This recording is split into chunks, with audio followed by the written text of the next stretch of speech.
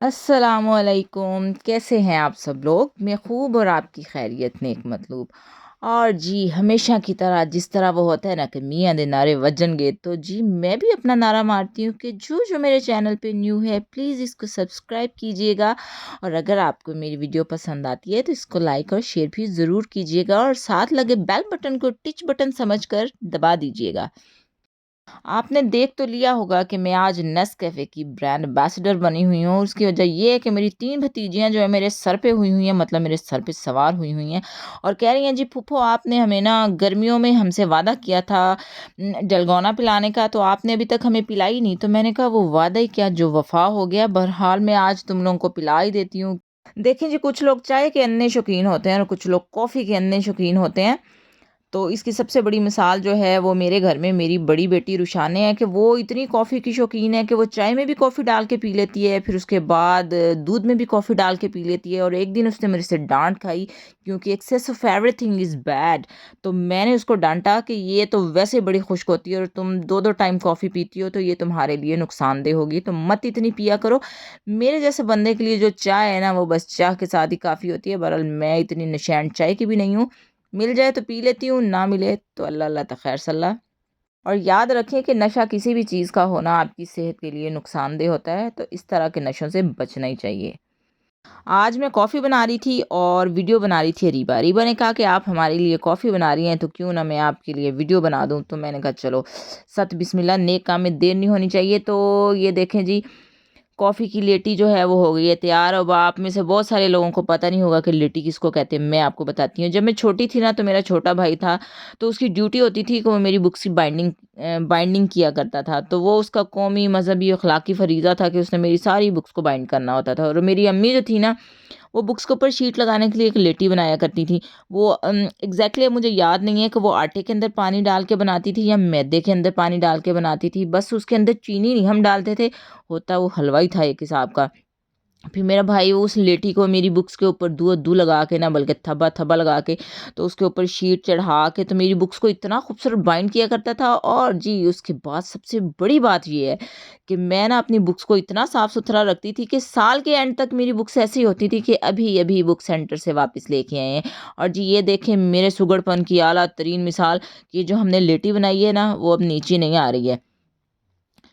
देखिए जी, चाय पे बहुत सारे शायरों ने शेर लिखे हुए होते हैं, तो ना कॉफ़ी पे बहुत कम लोग शायरी लिखते हैं। तो मैं एक दिन वसी शाह की एक गज़ल पढ़ रही थी, तो उसमें ना कॉफ़ी का ज़िक्र था, तो मैंने सोचा मैं आपको सुनाती हूँ। जी, वसी शाह कहते हैं कि उदास रातों में तेज़ कॉफ़ी की तलखियों में, उदास रातों में तेज़ कॉफ़ी की तलखियों में, वो कुछ ज़्यादा ही याद आता है सर्दियों में। मुझे इजाज़त नहीं है इसको पुकारने की, मुझे इजाज़त नहीं है इसको पुकारने की, जो गूंजता है लहू में सीने की धड़कनों में।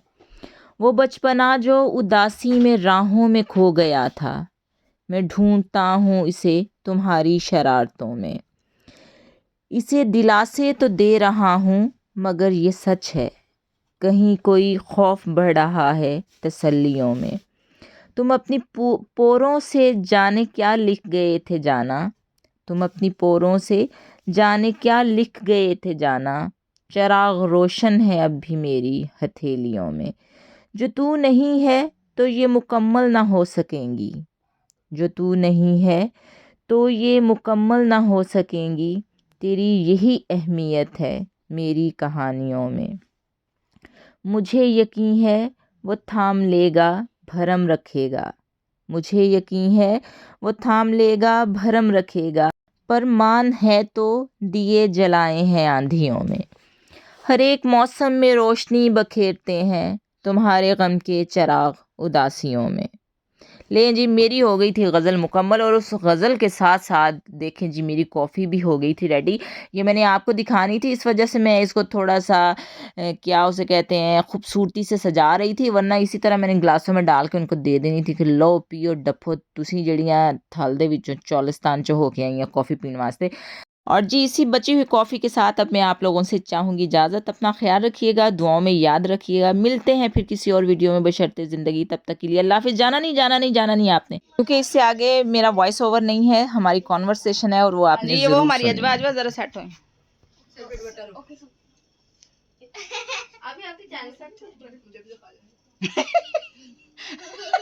ओ थे वह जी, ये हमारी अजवा है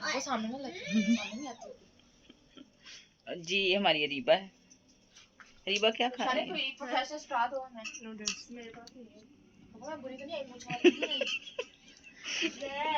सबकी होती हैं, लड़के और लड़कियां भी वो दोनों सालों की होती हैं मुझे। कैसे आप सब लोग?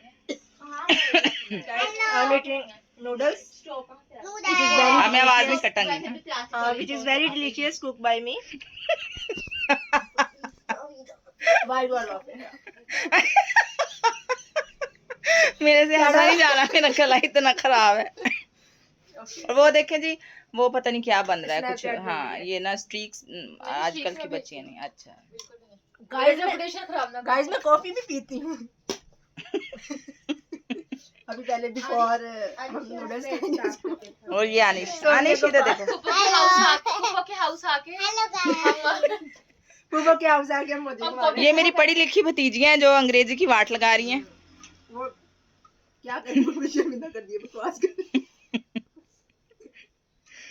पैनिक कर रही है कैमरे के सामने। I am used to. हाँ, रीबा अपने चैनल का नाम बताओ। कांच फिल्म फेस्टिवल में भी इसको इनवाइट किया था, यूज्ड टू है क्या? Reaction pause. उस पे तुम क्या करती हो? उसपे मैं ऐसे ही रिएक्शन देती हूँ। ऐसी अंग्रेजी बोलती है। मैं आपको जल्दी इंस्टाग्राम पे भी मिलूंगी। Please stay tuned for more content.